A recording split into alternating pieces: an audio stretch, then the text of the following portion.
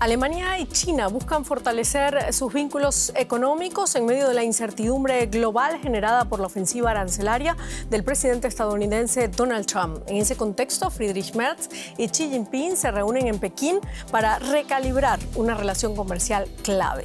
Con esto comenzamos. Los saluda Silvia Cabrera en Berlín. Titulares.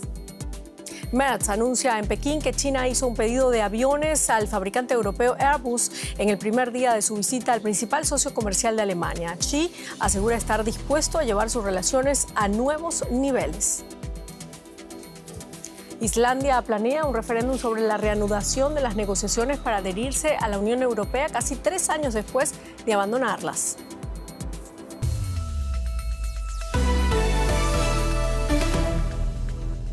El presidente de China, Xi Jinping, recibió este miércoles en Pekín al canciller alemán Friedrich Merz en el marco de su visita oficial al país asiático. Ambos líderes abordaron el estado de las relaciones bilaterales, la cooperación económica y asuntos de seguridad.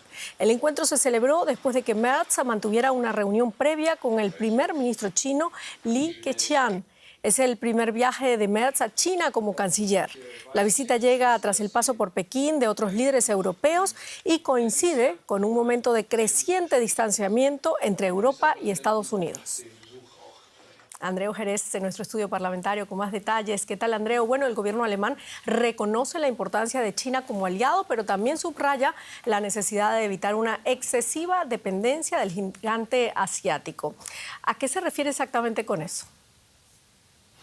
¿Qué tal, Silvia? Bueno, al gobierno de Friedrich Merz le gusta usar una palabra en inglés para resumir su política respecto a China. Ellos hablan de de-risking, es decir, reducción de riesgos. Berlín sabe perfectamente que en el actual contexto geoestratégico, en el que un aliado histórico como Estados Unidos ha dejado de ser un socio fiable, Alemania no puede prescindir ni reducir sus relaciones económicas ni diplomáticas con China. Pero Alemania sí quiere evitar errores del pasado, como por ejemplo el cometido con la importación de gas ruso, del que la primera economía europea y su industria fueron dependientes durante décadas. Con el inicio de la invasión rusa de Ucrania, uno de los puntales del modelo económico alemán desapareció y el país aún lo está pagando, con un débil crecimiento tras años de recesión. Ese es el trasfondo que preocupa a Berlín respecto a las inversiones del gigante asiático o la excesiva dependencia de las exportaciones alemanas del mercado chino. Una invasión militar china de Taiwán, por ejemplo, podría situar de nuevo a Alemania en una situación comprometida como la que sufrió tras el inicio de la invasión rusa de Ucrania y el fin de la llegada del gas ruso. Andreu, el canciller Friedrich Merz espera de Pekín que use su rol de potencia mundial para influir en Rusia y contribuir así a frenar la invasión de Ucrania. ¿Es esta una posición realista por parte de Alemania? Sí, en Berlín cunde la idea de que además de Putin hay 2 líderes mundiales más que pueden contribuir a acabar con la guerra en Ucrania. Uno es Donald Trump, cuya posición respecto a Ucrania ya conocemos, y el otro es el presidente chino Xi Jinping, con el que Merz se reunió este miércoles. El canciller alemán recalcó antes de subir al avión que lo llevó a Pekín que el gobierno de Xi podría usar su relación con Rusia para presionar a Putin en su invasión de Ucrania. El fin de las llamadas exportaciones de productos de uso dual, es decir, productos como semiconductores o motores para drones que pueden tener uso civil o militar, podría ser una de esas medidas que tomase China.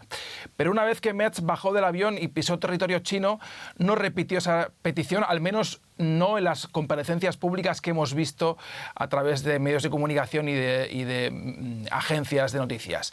Es evidente que Berlín ahora mismo prioriza su relación comercial con China, que es vital en un momento de debilidad económica, a las exigencias públicas a Pekín para que presione a Moscú. Muchísimas gracias, Andreu Jerez. Y por supuesto seguimos con este tema en la economía, porque es de economía lo que se está hablando, ¿no? Así es, Silvia. La visita de Friedrich Merz a China tiene grandes implicancias para las relaciones entre 2 de las 3 economías más grandes del mundo, generando una gran expectativa en el sector empresarial alemán. Merz llegó a China con una delegación de 30 empresarios de los principales consorcios alemanes en un intento por mejorar las condiciones de las empresas locales en el gigante asiático. Los temas más sensibles para la economía alemana son el acceso sin restricciones a los minerales críticos, la creación de un clima de competencia justa para las firmas alemanas en China y la atracción de inversiones chinas hacia Alemania. Merz aseguró que más funcionarios visitarán China este año para avanzar en estos asuntos estratégicos. Vamos hasta la Bolsa de Frankfurt para conocer más detalles de esta visita del canciller alemán a China. Nuestro compañero Ezequiel está ahí esperándonos. ¿Qué tal, Ezequiel?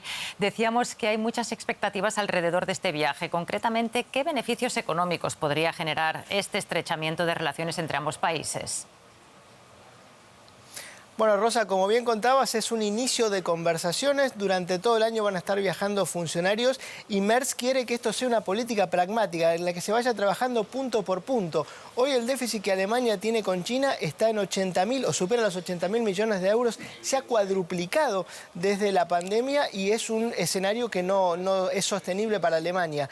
Hay diferentes áreas de cooperación entre ambas economías, como la industria verde, la inteligencia artificial, la robótica o la salud.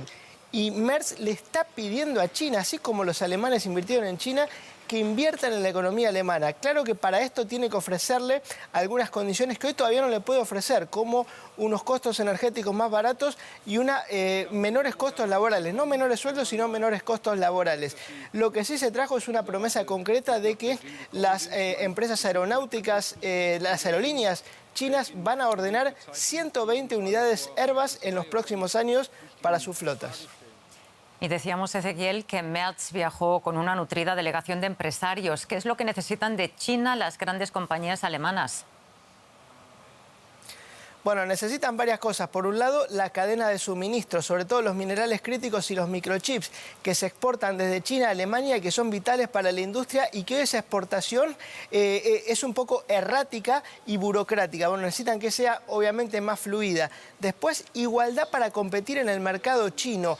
Las empresas alemanas han invertido un récord de 7.000 millones de euros en China el año pasado y necesitan iguales condiciones, en especial en la industria automotriz, que en China está cayendo bruscamente el mercado interno de la industria automotriz.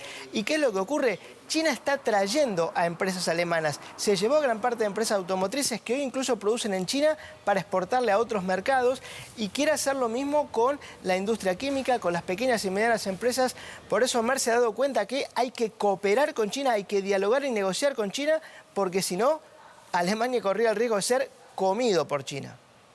Pues seguiremos viendo qué otras oportunidades genera esta visita de Merz a China. Muchísimas gracias por el análisis, Ezequiel. El Pentágono ha dado un ultimátum a Anthropic, la empresa de inteligencia artificial creadora de Claude, para que permita un uso militar sin restricciones de su tecnología antes de este viernes. De no hacerlo, podría usar la Ley de Producción de la Defensa para obligar a la empresa a priorizar las necesidades de seguridad nacional o clasificar a la compañía como riesgo para la cadena de suministro. Anthropic se niega a levantar las restricciones éticas que impiden que Claude sea usado en armas autónomas sin supervisión humana o para vigilancia masiva de estadounidenses.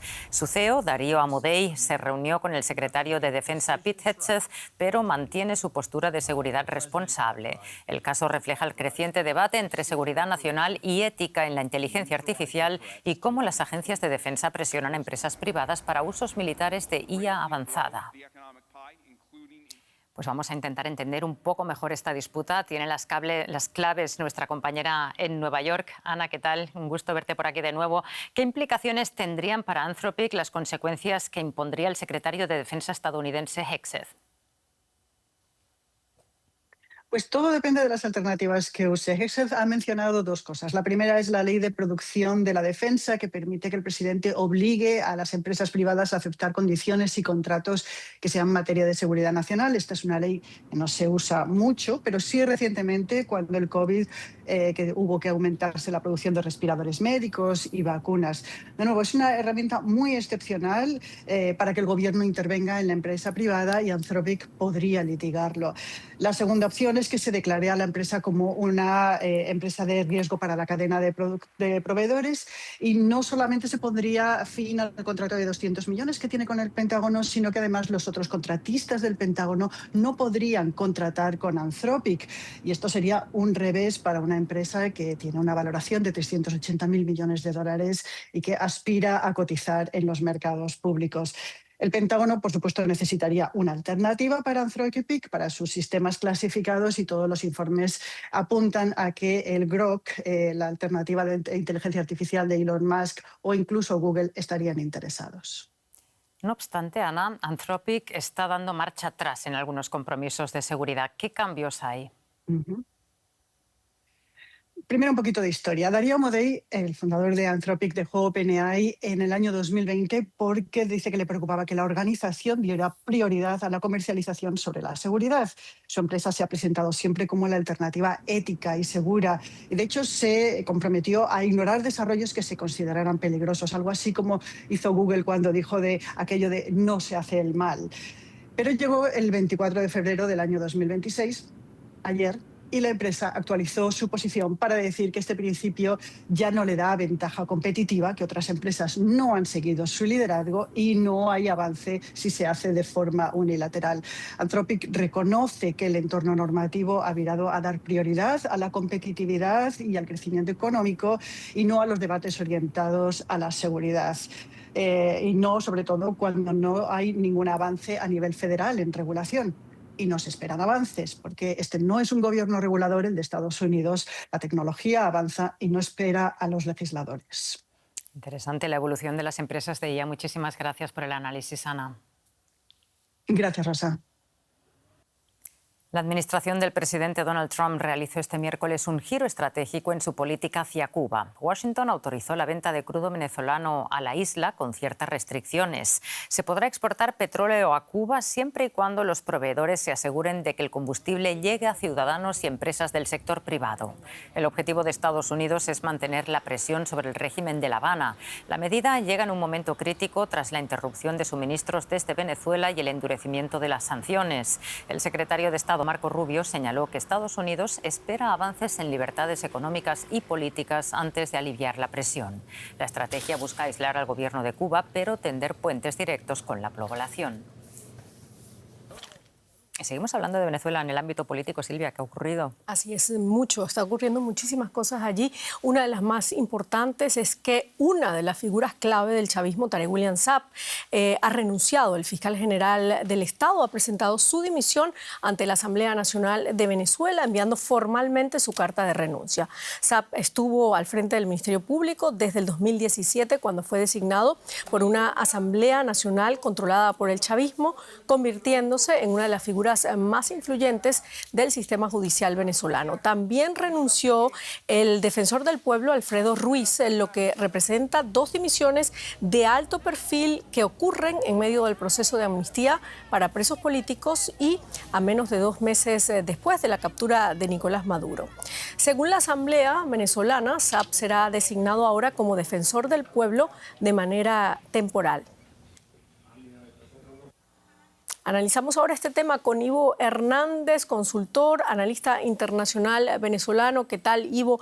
Bueno, desde hace días se está hablando de la salida de Tarek William Saab al cargo de fiscal, una de las posiciones más poderosas del Estado. Además, Saab ha sido figura clave del gobierno de Nicolás Maduro. ¿Qué implica esto políticamente?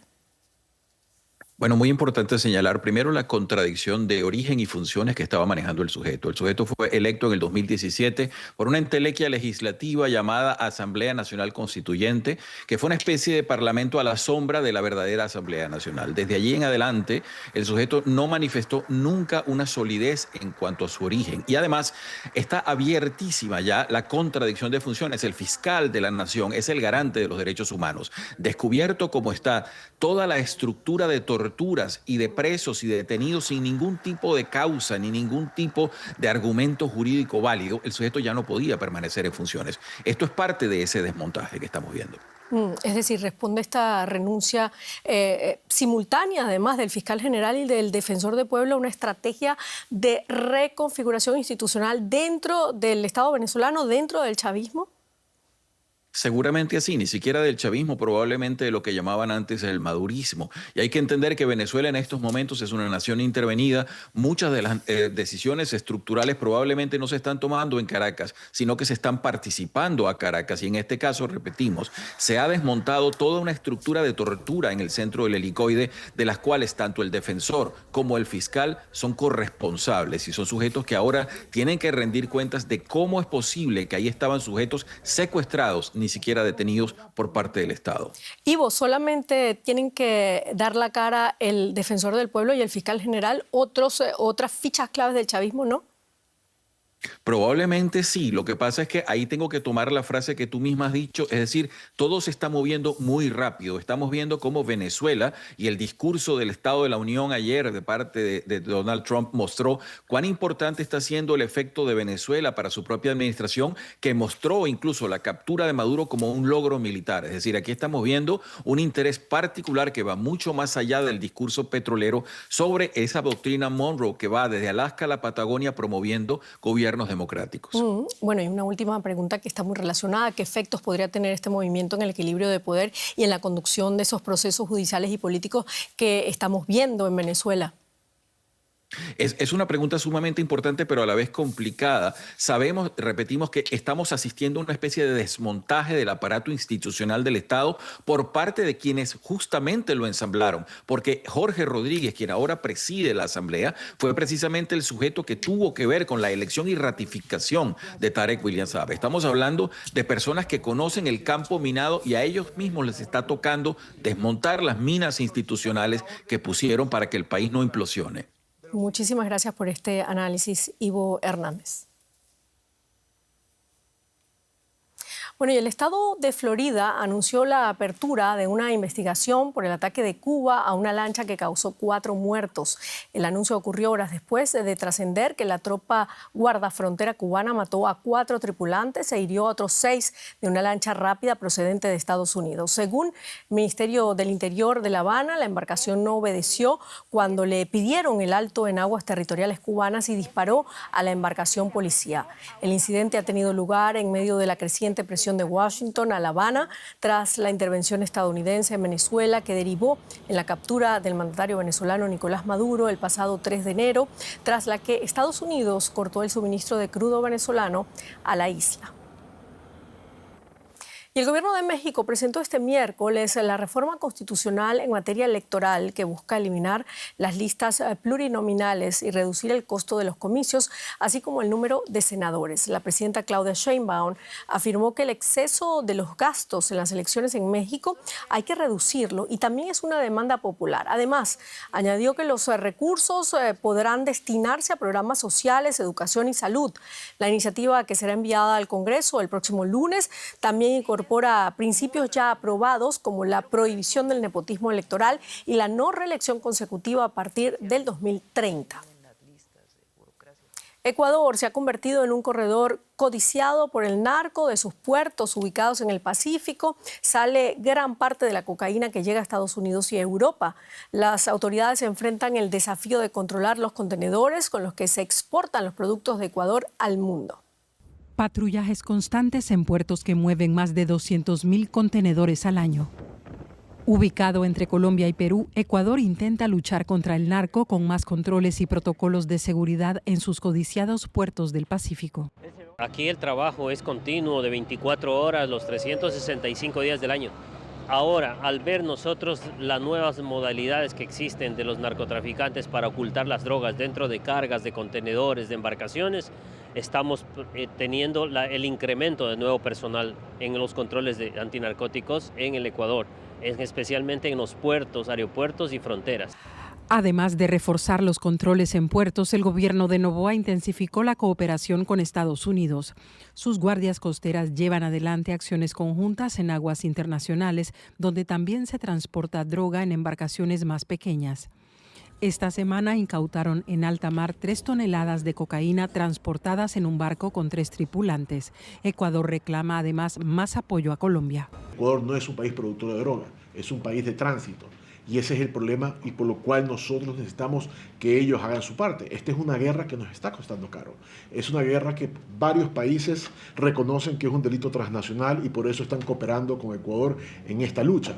Pero también necesitamos que quienes tienen hoy el problema de producción y que se ha incrementado a más de 3.500 toneladas, también hagan su parte para poder atacar esto que nos ataca no solamente al Ecuador, sino a toda la región. Ecuador exporta productos agrícolas como el banano por rutas marítimas clave en el Pacífico. Y para muchos traficantes es más fácil encontrar una salida hacia Europa a través de sus puertos, según el experto Daniel Pontón. Es barato sacar droga, ¿ya? ¿Qué es lo que marca la diferencia? Los puertos de Ecuador están tan usados por las organizaciones criminales para sacar droga por buques, contenedores, contaminación de contenedores, que es la estrategia principal, ¿no? El mayor volumen de drogas que actualmente sale hacia Europa sale por ahí. Ya no son los típicas lanchas rápidas, los sumergibles, estos son nada más del pasado. Todavía no digo que no exista, pero ahorita el tema está en los puertos.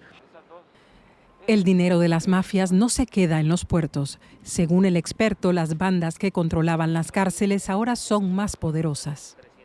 Y lo que han hecho es tener mucho más control de la estructura del narcotráfico y con mucho más capacidad de infiltración por vía de la violencia, la extorsión, el miedo en el Estado, en la sociedad, en la economía, etc. Ahora, entre tanto, en puertos ecuatorianos en 2025 se decomisaron alrededor de 225 toneladas de cocaína que se venden en los mercados internacionales a unos $25.000 el kilo.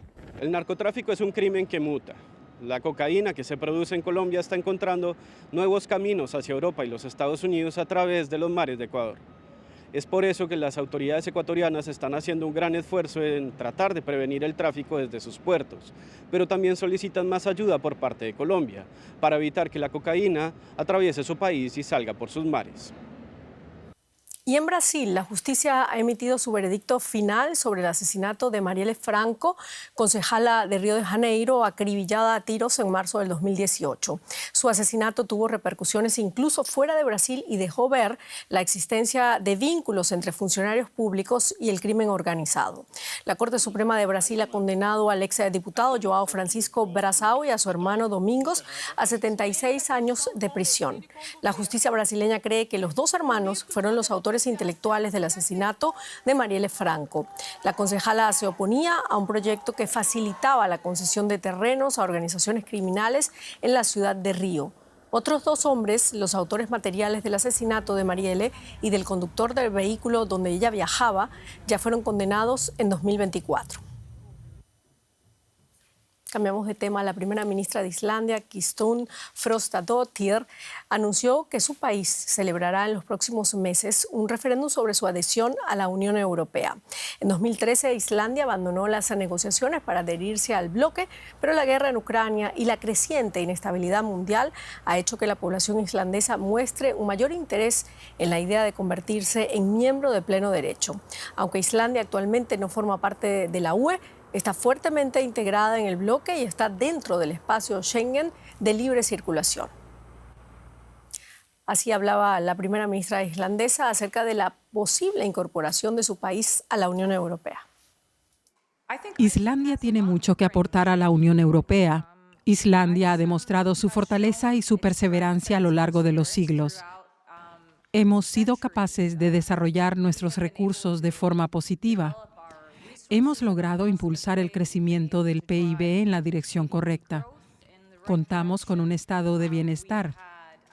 Tenemos valores sólidos y nos respetamos unos a otros. Muchos de estos valores los vemos también en el conjunto de la comunidad europea.